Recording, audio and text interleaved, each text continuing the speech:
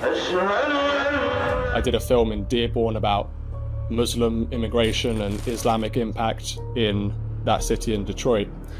And a lot of the time, the people that I'm requesting to do interviews with obviously politically disagree with me, and they've Googled me. And I've had some very, very rude emails, from people saying, I'm not going to do an interview with some fascist or whatever.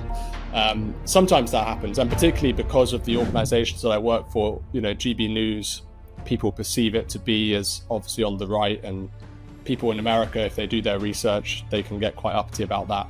And, particularly some Islamic scholars and preachers and so on, they definitely were more wary of GB News than other people are.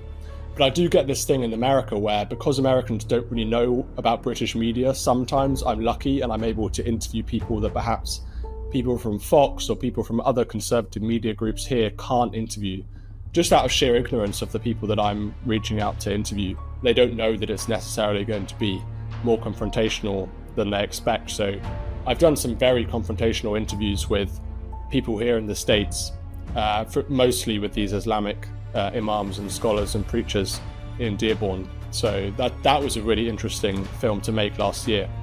And I have had people who I've interviewed then threaten to sue me after the interview, or tell me to take it down or not to release it because they weren't happy with my questions.